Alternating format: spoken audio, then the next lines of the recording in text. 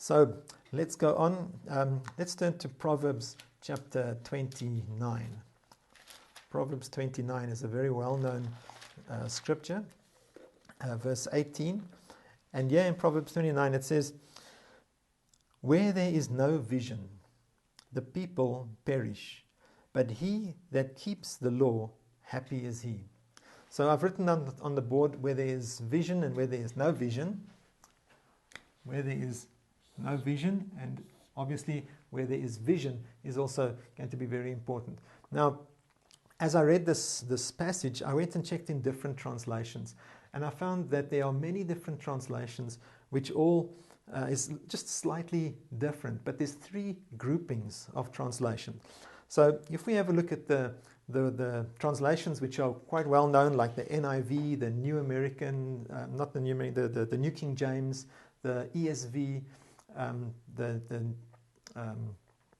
New Living Translation, and a lot of the transliterations, then we'll see they're all in one category. So the NIV would say something like, "Where there is no vision, the people are unrestrained, or they cast off restraint."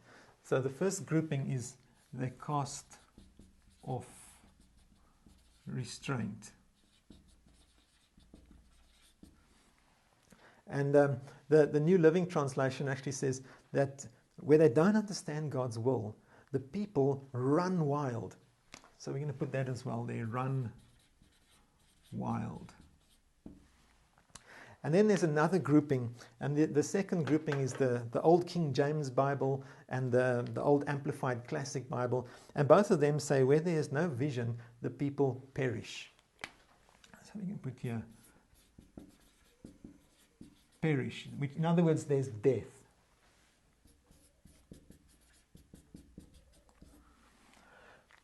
And then if we have a look in the King James Bible, there's a footnote right down the bottom, if you have one with footnotes.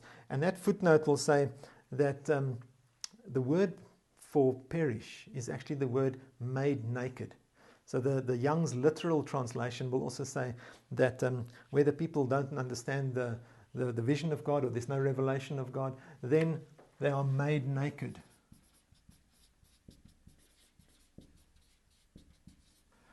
So there's three different ways of interpreting the scripture, and it was a bit confusing in the beginning, seeing why are they all the different translations all different.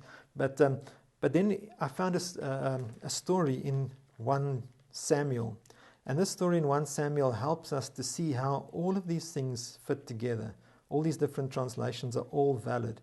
So if we go to 1 Samuel, this is the time when the Israelites they've come out of Egypt, they've progressed, they've gone through the wilderness, they've gone into the promised land, and they've been ruled by judges in the promised land for about 400 years. And in this time, the tabernacle of Moses has been set up in a place called Shiloh, and the different high priests have been operating from Shiloh. And here we are in 1 Samuel, and we find that we're at the last judge, who is Eli, and Eli is also the high priest who's operating the tabernacle. And Eli has two sons, Hophni and Phinehas, and these two boys are like assistant pastors in the ministry. And then a young boy is brought to serve Eli, to serve God, and his name is Samuel. And we've heard the story from Sunday school, but it says here that from 1 Samuel chapter 3, "And the child Samuel ministered unto the Lord before Eli, and the word of the Lord was precious in those days. There was no open vision." So in that time, the word is precious, it's scarce. If something is precious, it means because it's scarce.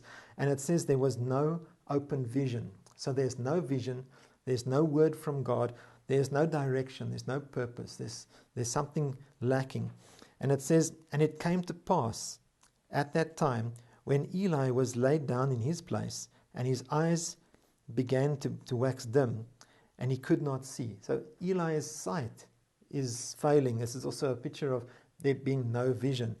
And it says, "And before the lamp of God went out in the temple of the Lord, where the ark of God was, and Samuel was laid down to sleep." So there is a lamp in the tabernacle, and this is the golden candlestick. So I'm just going to put the golden candlestick, let's put it over here.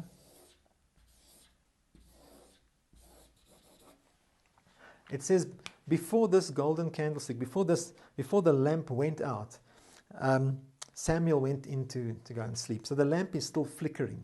And I believe that this golden candlestick represents the light of revelation, the spirit of wisdom and revelation, which it speaks about in Ephesians chapter 1.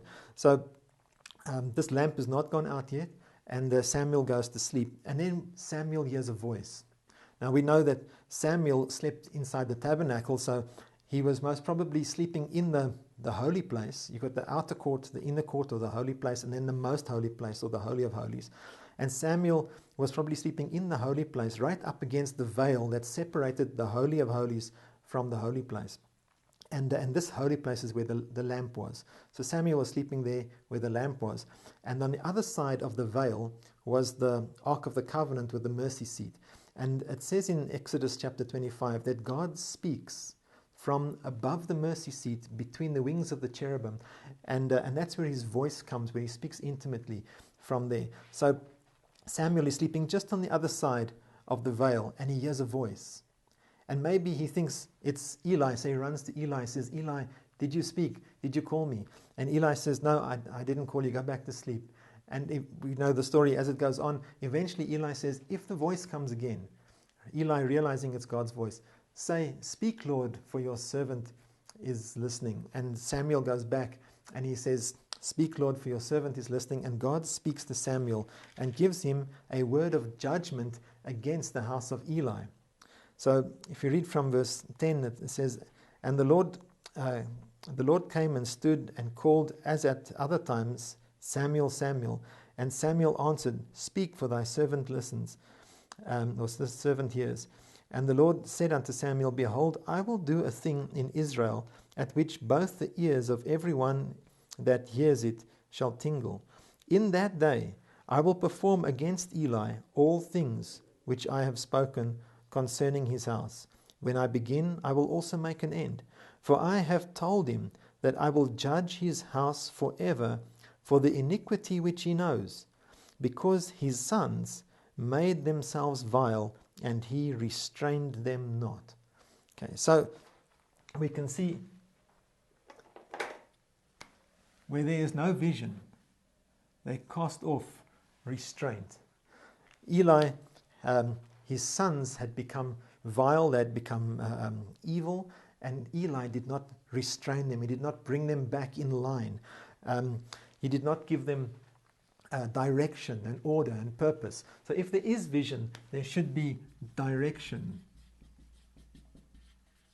There should be order. There should be purpose. And if we have a look at these two boys, then we can see what they were doing. In 1 Samuel chapter 2, verse 12, it says, now the sons of Eli were sons of Belial. They knew not the Lord.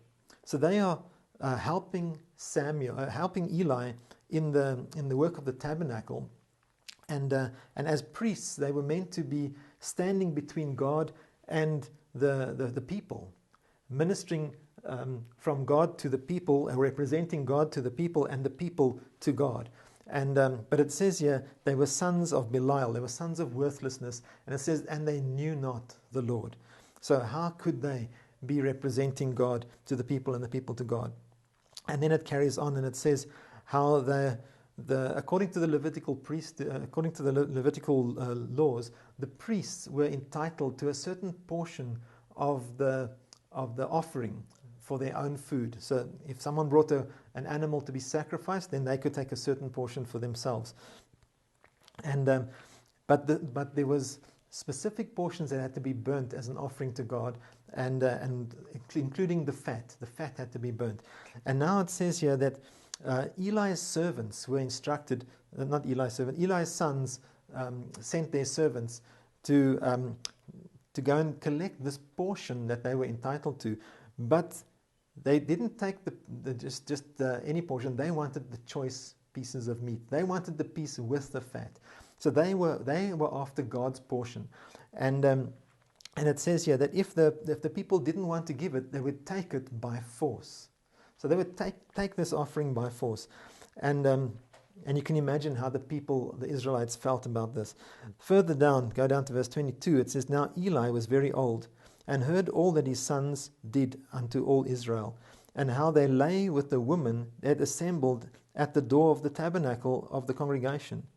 So here were some women who maybe want to serve God at the temple, and then the two sons, Hophni and Phinehas, the sons of Eli, were misusing them, using them for their own desire, their own purpose. And Eli says, Why do you such things? For I hear of your evil dealings by all the people. Know, my sons, for it is no good report that I hear. You make the Lord's people to transgress. So instead of ministering forgiveness from God to the people and reconciliation, they were actually causing the people to be estranged from God, causing the people to transgress and to sin. Now, God said to Samuel that he's going to bring judgment on the house of Eli. So we see the judgment come in the form of the Philistines attacking them in 1 Samuel chapter 4. And it says here, And the word of Samuel came to all Israel. Now Israel went out against the Philistines to battle and pitched besides Ebenezer, and the Philistines pitched at Apec.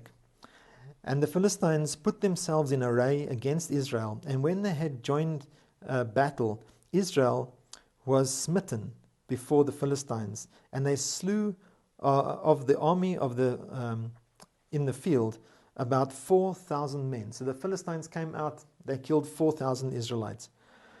And when the people were come into the camp, the elders of Israel said, Wherefore has the Lord smitten us today before the Philistines?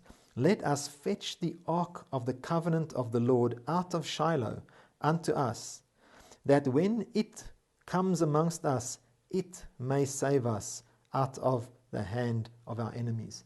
So they get this idea, let's go and fetch the Ark of the Covenant. Maybe they remembered just the stories of when Joshua marched around Jericho and the walls fell down, and they remembered when the high priest walked through the Jordan and the river dried up, and they realized that if we can just fetch this box, this magic box, and this magic box can go before us, maybe it will save us. Their eyes were not on God. Their eyes were not on the relationship with God. Their eyes were not on hearing what God's plan was. Their eyes were on this box as if it's some kind of a relic, some kind of magic.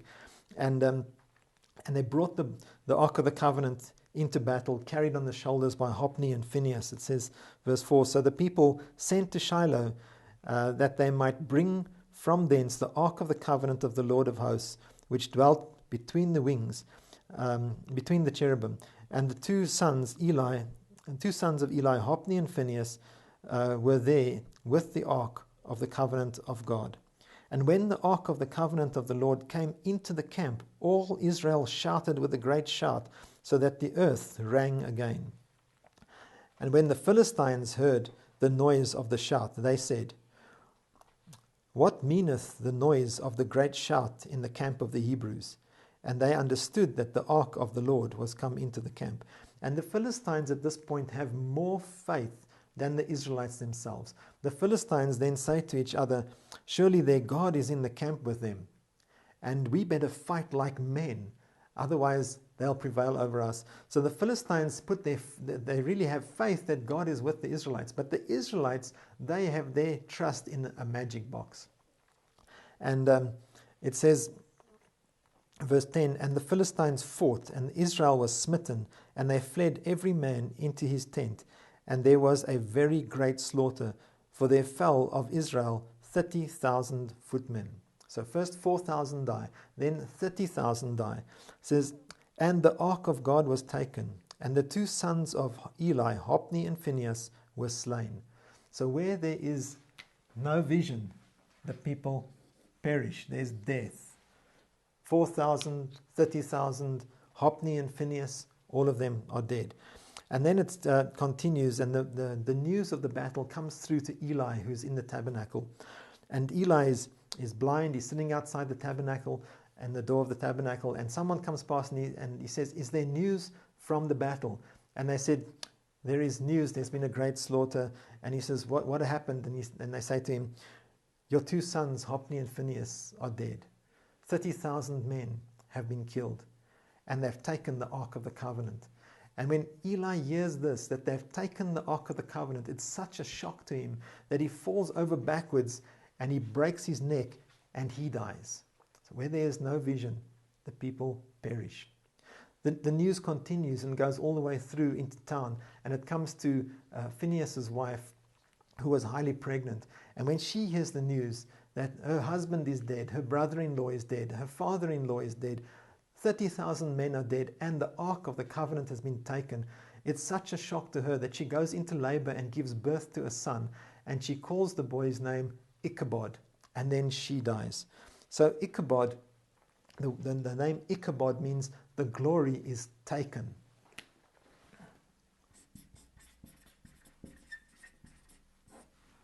Ichabod, the glory is taken. And in this picture that we get here is that God was with the Israelites. His presence was with the Israelites. God dwelt above the mercy seat between the wings of the cherubim inside the most holy place, in the Holy of Holies. And now when they took the Ark of the Covenant out into battle, God's presence went out with them. And when the Philistines captured the Ark of the Covenant, the presence of God was taken from Israel. And it's like the glory has been taken from them. And they feel that they've been made naked. They've been stripped naked. They don't have the covering that used to be with them. Remember the pillar of fire by night and the cloud covering them by day. They've been stripped naked. There are other examples of this pattern in the Bible as well. If we look at when the Israelites were in the wilderness and Moses went up the mountain to go and get the tablets of stone, then God says to Moses towards the end of the time, he says, go back down to those people that you brought out of Israel, for they have gone out of the way. In other words, they're running wild. They've cast off restraint. And when he gets to the people, then he finds that Aaron had made them naked as they were worshipping around the golden calf. And then it says, Moses called, who is with me and with God? And the Levites came to him. And he says, every man take your sword and go in and out of the camp and kill his brother and his companion and his neighbor, I think it says. And as they go through there's a great slaughter, and there's 3,000 people die that day. So where there's no vision, we see how they run wild. There is death, and the people are made naked. Where they take their eyes off what God is doing, take their eyes off God. But the most important example of all of this we find in Genesis. So we go right back to Genesis. This is all going to help us understand God's plan and purpose. Genesis chapter 3. Let's go to chapter 2 first. So we know that in the beginning, God created everything with a purpose. God made everything, and he made man with a purpose. And we want to see God's vision. So we want to see what are we doing here on the earth? But God made man, and he placed man in a garden. Later on in lesson 8, we're going to see that God also put a garden into man. It's not just that man is in the garden, but the garden is also inside man. And in this garden, there's two trees. There's the tree of life. Let's put it up top there, the tree of life. And the tree of the knowledge of good and evil.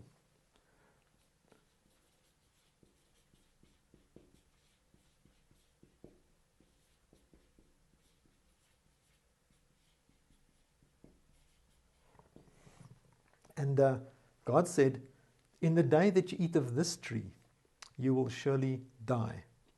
So let's call this tree, this is the tree of life, and let's call this tree the tree of death. Put it like that, life. Life and death. So God set before them life and death. Remember in Deuteronomy chapter 30, he says, I set before you this day life and death, blessing and cursing. Choose life. So this is the correct choice.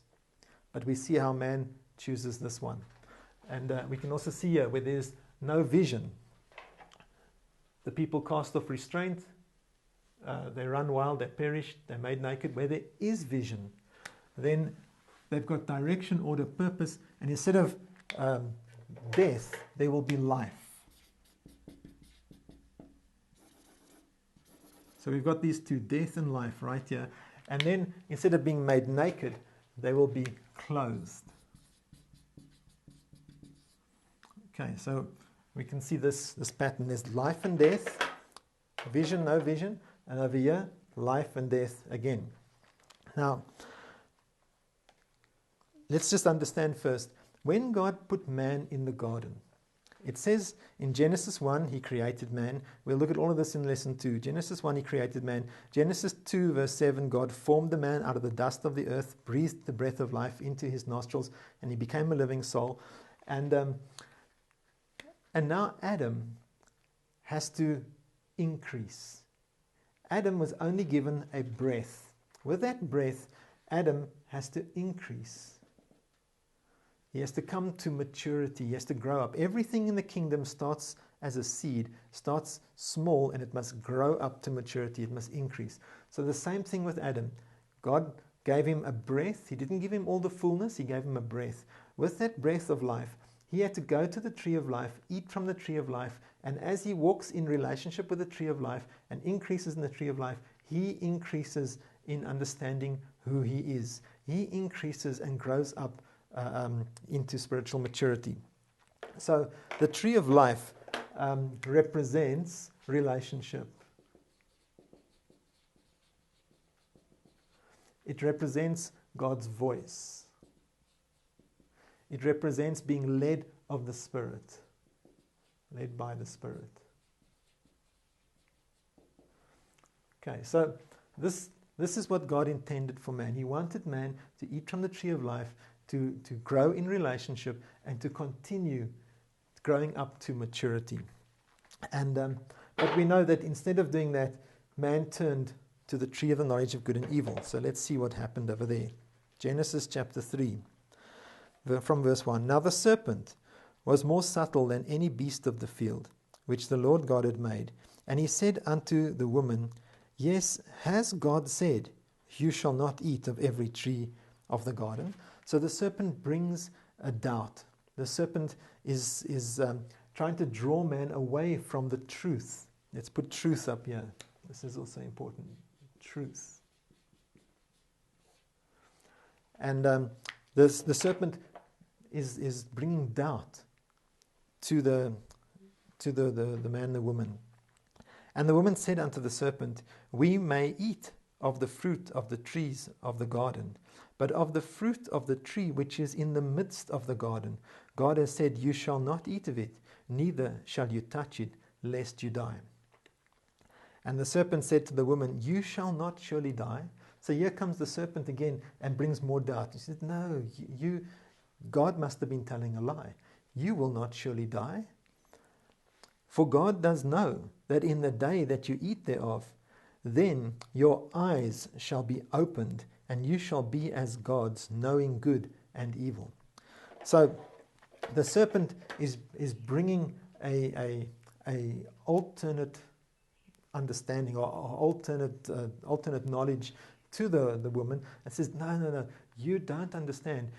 What really is going to happen here is that your eyes are going to be open, and you are going to be as gods. Now, God had already created man to be in the image and the likeness of God, Genesis 1:26. So man was already the image of God. Man just had to grow up into the fullness of that. But now the serpent is saying to the woman, if you eat of this tree, you're going to get a shortcut. I'm giving you a shortcut to maturity. I'm giving you a shortcut to be as God, knowing good and evil. And there's so many other things in this passage. If you think about it, why was there a serpent, a beast of the field, in the garden? What happened that the beast came out of the field into the garden? It's different words. Garden is an enclosed area, protected area.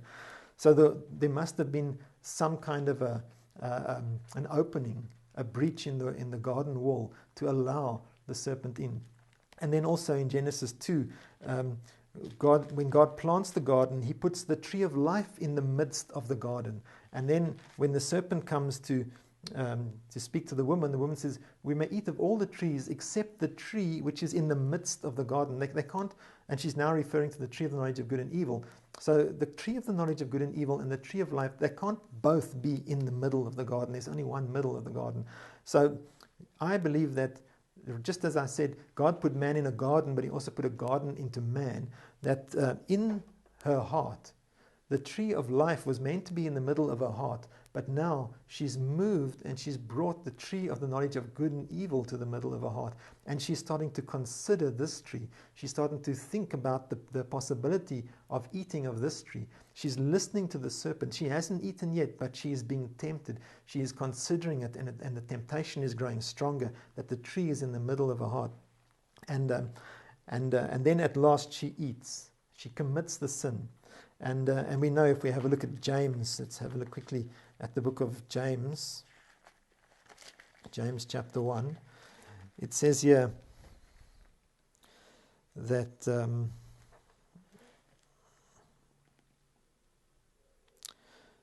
verse 14, let's read from verse 14. It says, but every man is tempted when he is drawn away after lust and enticed. Then when lust has conceived, it brings forth sin. And sin, when it is finished, bringeth forth death. So she is about to take of the tree. She's about to take of the seed in the fruit. She is going to basically be impregnated with that lie, and it's going to bring forth death.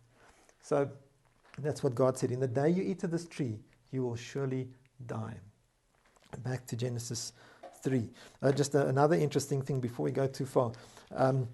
In Genesis 2, when God planted the trees in the garden, verse 9, and out of the ground made the Lord God to grow every tree that is pleasant to the sight. That word, pleasant to the sight, is the word delight, beauty, pleasant, precious. So God put everything there, and the trees were pleasant to look at, precious to behold. And then in Genesis 3, verse 6, and when the woman saw that the tree was good for food, and it was pleasant to the eyes. This is a different word now. Here where it says pleasant to the eyes, the words here is greed, lust, and appetite. It's like now it's not just good to watch, not just good to look at it, not just good to see the beauty of it, but now I must have it. And it's like materialism has come into the picture. This is a picture that I got. I understood it better when we were walking on the beach one day. And as we walked on the beach, we saw this beautiful shell lying on the beach. And my wife bent down to pick up the shell. And immediately I thought to myself,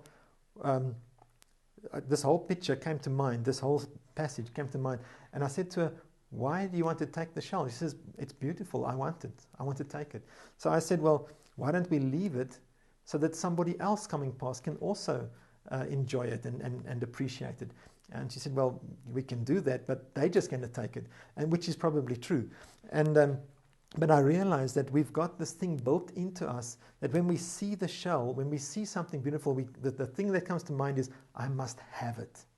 And this is something that started off right here from the beginning in Genesis chapter 3, at the fall of man, that this materialism, this thing, I must have it, it must be mine, and no one else can have it. The selfishness came into us. And it says,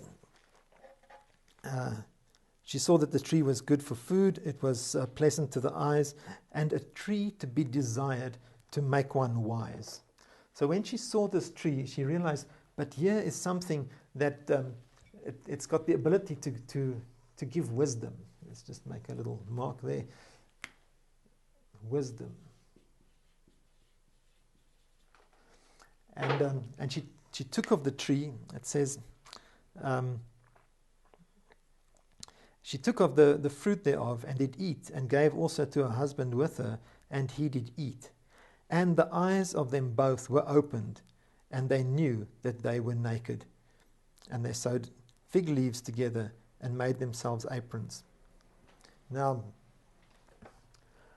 this wisdom that they received, this is not the wisdom God intended for them to have. This wisdom is the wisdom of the world. Okay, the wisdom of the world. God intended man to live according to the wisdom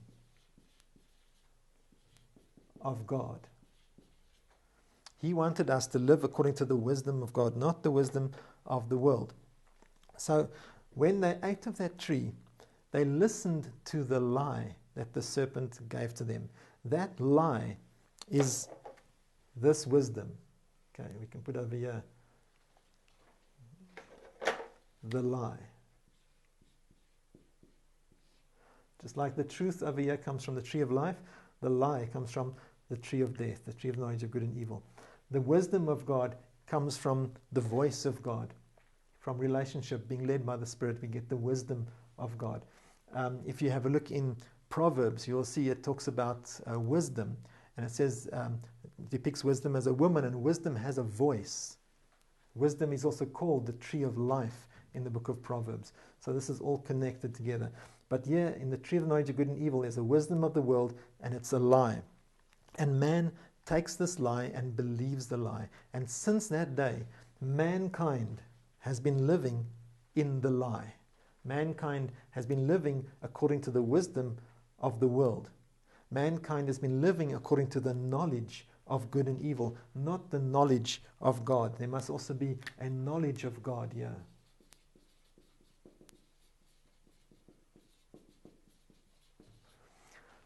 But we've been living, all of mankind living down here in this knowledge of good and evil.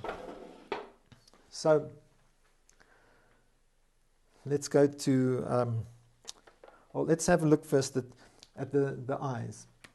And the moment, as he says, in the moment that they ate of that tree, it says, and their eyes opened. So, let's put the eyes over here.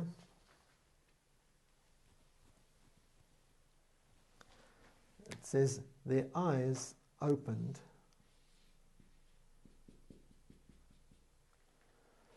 And their eyes were now looking at the wisdom of the world. Their eyes, if it was open to the wisdom of the world, that means their eyes closed. Their eyes closed to God's wisdom. Their eyes are closed to God's wisdom. Their eyes have been opened to the wisdom of the world.